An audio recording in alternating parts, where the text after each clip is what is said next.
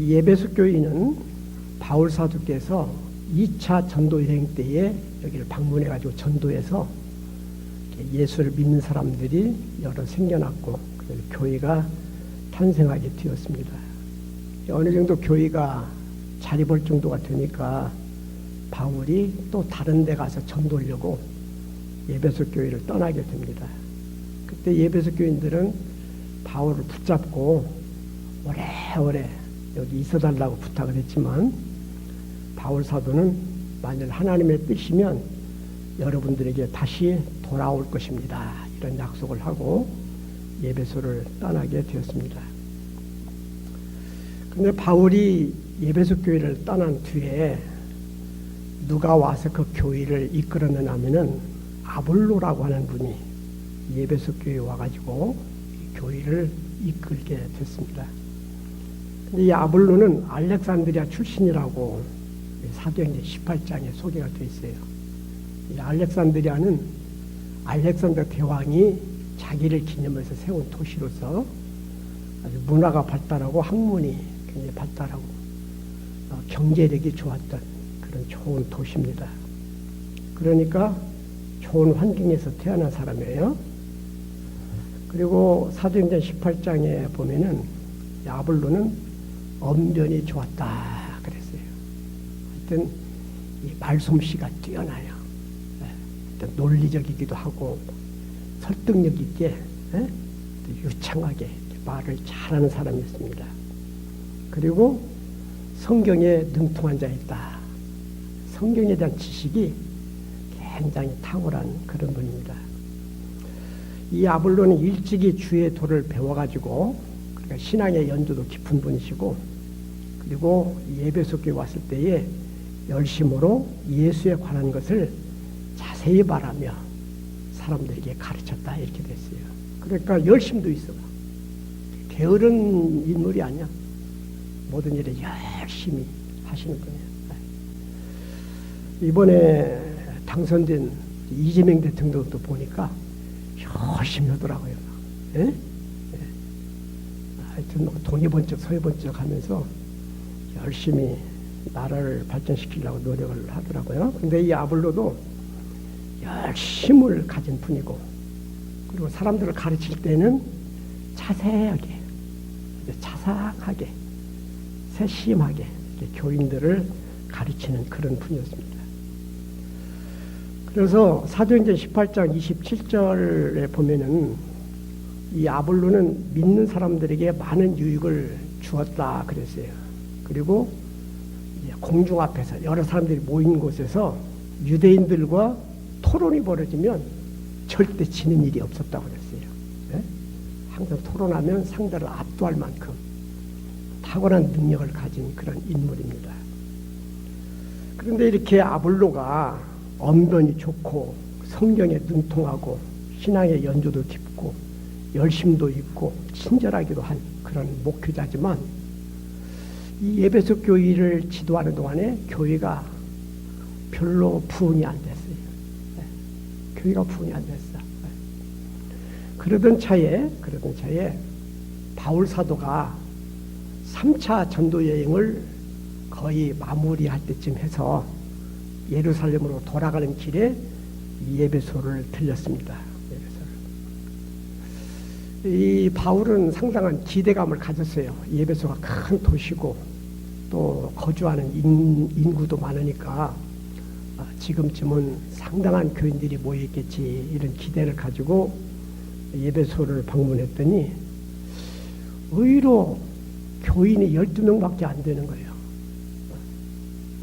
이렇게 아볼로 같은 훌륭한 그런 지도자가 에베소 교회를 이끌어 왔는데도 그동안 교회가 부흥이 안 됐어요. 부흥. 그러니까 바울 입장에서는 왜 이렇게 교회가 부흥이 안 됐을까? 이렇게 인구가 많은 도시에 왜 교인이 이렇게 12명밖에 안 될까 하는 궁금증이 있어서 교인들한테 물었어요. 여러분들이 믿을 때에 성령을 받았습니까? 그러니까 교인들 대답이 성령이요? 그게 뭔데요? 우리 성령이 뭔지 몰라요? 이러는 거예요. 이 성령은 하나님의 영이에요. 근데 성령에 대해서 알지도 못하고 있어요. 그래서 바울이 그들에게 성서의 진리와 성령에 대해서 이제 교육을 시키고, 그리고 그들에게 안수 기도를 딱 해줬더니 성령이 교인들에게 임하게 됐다 이거예요. 이제 성령 하나님의 영이 신자들에게 임하니까 그들이 방언도 하고 예언도 하면서 지금까지 경험해 보지 못했던 신비로운 경험을 그들이 하게 됩니다. 그러면서 바울이 예배소에 있는 동안에 이 예배소에 놀라운 일이 막 일어나는 거예요. 그래서 사도행전 19장 11절에 보면은 하나님이 바울의 손으로 놀라운 능력을 행하게 하셨다. 그래서 아픈 사람을 위해서 기도하면 병자가 나아요. 악귀 들린 사람에게 귀신을 꾸짖으면 악귀가 막 나가는 거예요. 심지어는 바울이 사용하던 손수건이나 앞치마를 가져다가 병든 사람에게 얹으면 병이 떠나고 악귀도 나가는 그런 막 놀라운 역사가 일어났다는 거예요. 그러니까 예배소 사는 사람들이 이렇게 기이한 일이 일어나는 걸 보고 다 이 일을 두려워했다. 그리고 예수의 이름을 높이게 되었다. 이렇게 사도행전 19장에 설명이 되어져 있습니다. 그러면서 예수를 많은 사람들이 믿기 시작하고, 이 믿는 사람들은 바울 사도 앞에 와서 자기의 죄를 자복하고 자기들이 지금까지 얼마나 어리석게, 얼마나 우둔하게 살아왔는가를 이렇게 자백을 했다. 그리고 이 예배소 도시라는 마술이 아주 성행했던 그런 도시인데, 이 마술을 행하던 사람들이 자기들이 지금까지 사용하던 마술책을 막 가지고 와가지고 한 군데 모아서 불살랐다 이렇게 됐어요. 근데 그때의 불살른 마술책 값이 은 5만이나 되더라 이렇게 됐어요. 은 5만이면 어느 정도 가격이냐? 예수님의 제자인 가룟 유다가 예수님을 팔을 때에 얼마 받고 팔았어요? 에? 은 30. 그러니까 은 5만이면은 예수님 몸값의 1,700배예요. 우리 다은교인들은 웬만해서는 놀래더라니. 이 어마어마한 마술책이 불살라졌다는 그런 얘기입니다. 그러면서 이와 같이 주의 말씀이 힘이 있어 흥왕하여 세력을 얻으니라. 하나님의 말씀이 세력을 얻게 되고, 그리고 믿는 사람들은 급속하게 늘어나게 됐다. 그리고 요한계시록 2장 3장에 아시아에 있는 7교회가 소개되고 있는데, 이 예배소 교회가 최대의 교회로 소개가 되고 있는 것을 우리가 보게 됩니다. 사실 이 예배소라는 도시는 제우스 신과 아데미 신을 숭배하던 그런 도시였어요. 제우스는 태양신, 그리고 아데미 신은 섹스 신입니다. 다산을 상징하는 그런 신인데 섹스적인 요소가 굉장히 가미되어 있는 그런 신이에요. 이걸 예배소 사람들이 숭배하고 있었어요. 그리고 마술이 성행하고, 이 마술이 성행했다는 얘기는 예배소 사람들이 평범한 것보다는 어떤 기적적이고 신비롭고 이런 것들을 좋아하는 경향이 있었다. 그렇게 우리가 추정해 볼 수가 있습니다. 그리고 사도행전 18장 8절 말씀에 보면은 이 예배소 사람들은 마음이 굳어서 순종하지 않고 전도할 때에 오히려 그 도를, 기독교의 도를 비방했다 이렇게 되어 있어요. 그래서 예배 사람들은 마음이 강팍해. 너무 말 쉽게 믿는 사람들이 아니에요. 이런 상황에서 아볼로가 그 교회를 지도할 때는 부흥이 안 됐는데, 바울이 와가지고 이제는 성령에 대해서 교인들에게 가르치고 안수하면서 성령이 임하니까 놀라운 일이 막 생기면서 예배소 교회가 복음화 되어지게 되었다 하는 거예요. 이 사건이 주는 중요한 의미가 있습니다. 그건 뭐냐면, 교회라고 하는 것은 인간만이 모인 공동체가 아니라 살아계신 하나님, 하나님이 직접 역사하시는 것이었다 하는 거예요.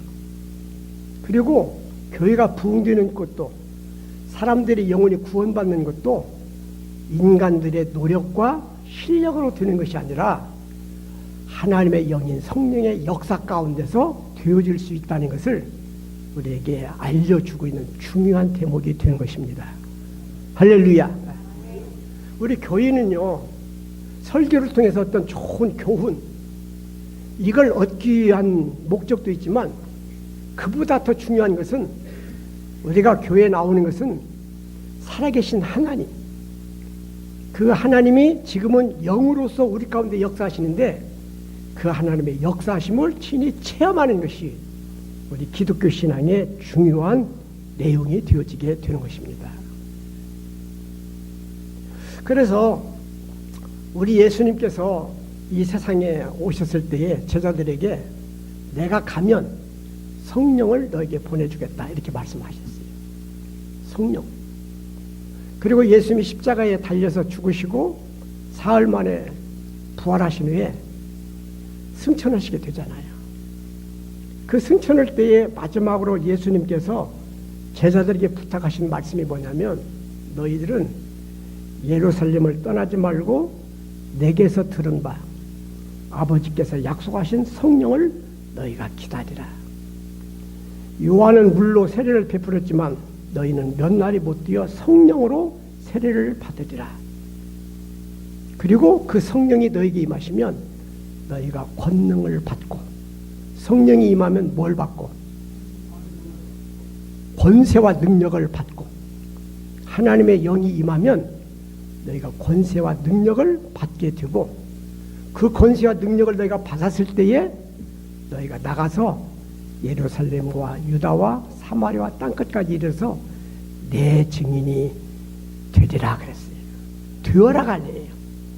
성령이 임하고 권능을 받으면 증인이 되어서 세상을 복음화시키는 능력을 너희들이 발휘하게 될 것이다. 이렇게 말씀을 하신 것입니다. 그래서 제자들은 예수님의 이 말씀에 순종을 했어요. 예수님이 승천하신 뒤에 예루살렘 다락방에 주의 제자들과 또 예수님을 따르던 무리들 120여 명이 모였습니다. 그리고 합심해서 열심히 뜨겁게 기도했어요. 그때에 하늘에서 성령이 임했어요.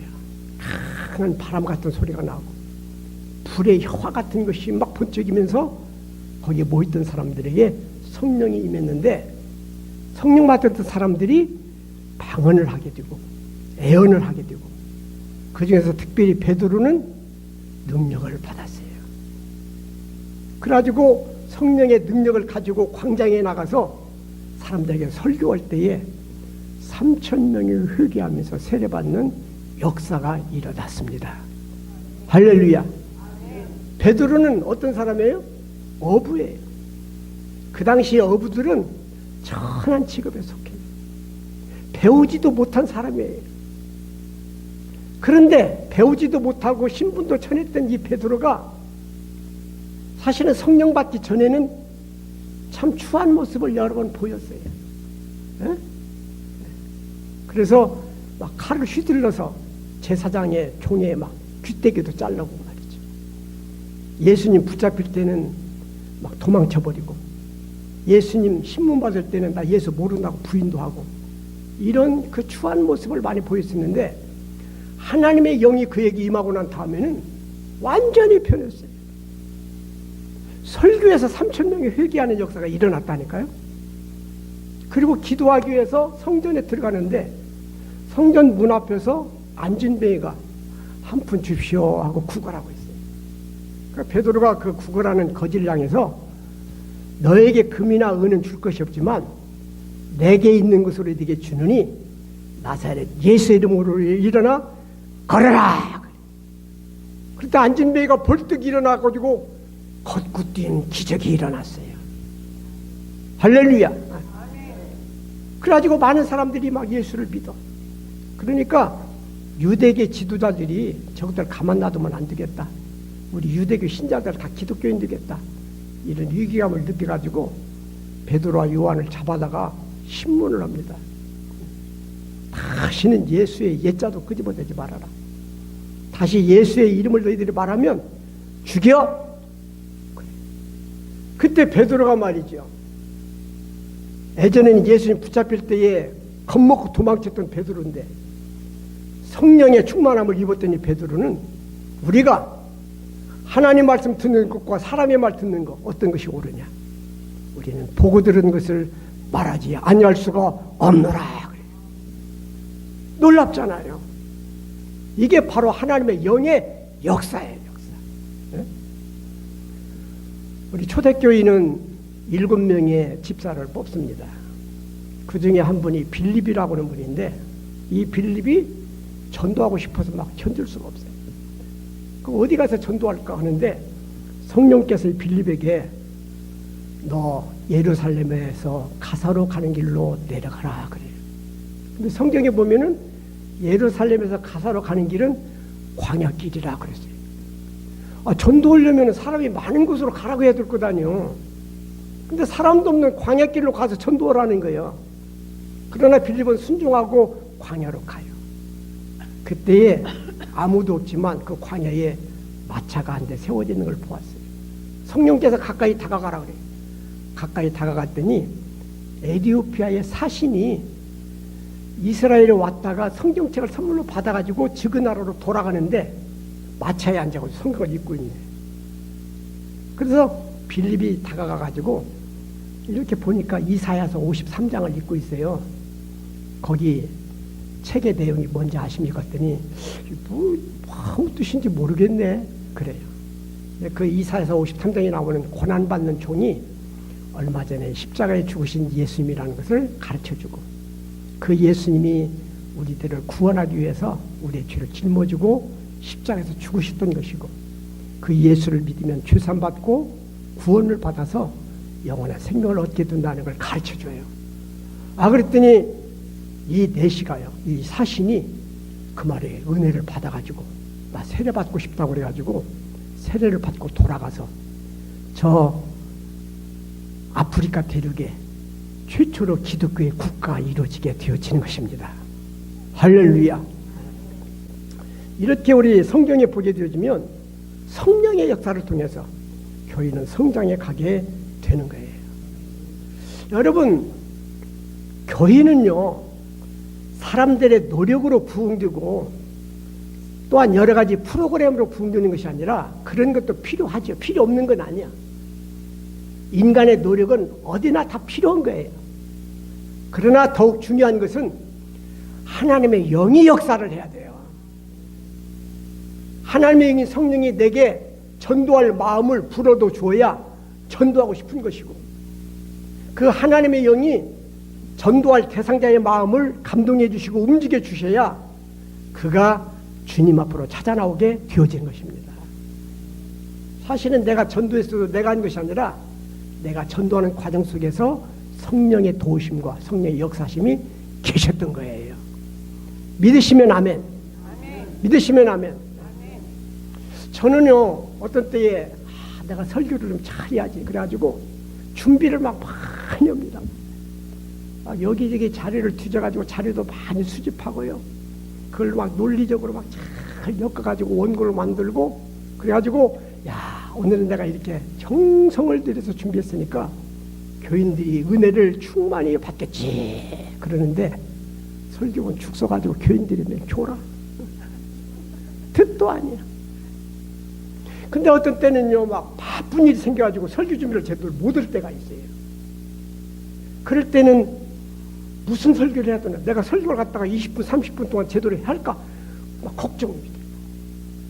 그렇게 다급할 때는 어쩔 수 없이 엎드려서 하나님께 기도하는 거 하나님 나 설교 준비도 제대로 못했는데 성령님 도와주세요. 오늘 설교 잘하게 해주시고 하나님 말씀을 선포할 때 교인들 은혜 받게 해주세요.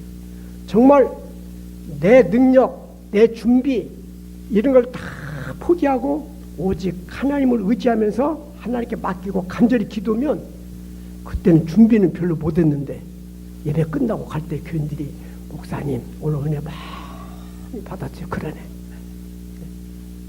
그래서 목회하는 것도 목사의 실력으로 하는 것이 아니라 목사가 하나님의 성령의 감동을 받고 하나님이 주시는 능력을 힘입어서 목회하게 될 때에 그 목회가 성공하고 그 다음 목회를 통해서 교회도 부흥하는 역사가 일어날 줄로 믿습니다.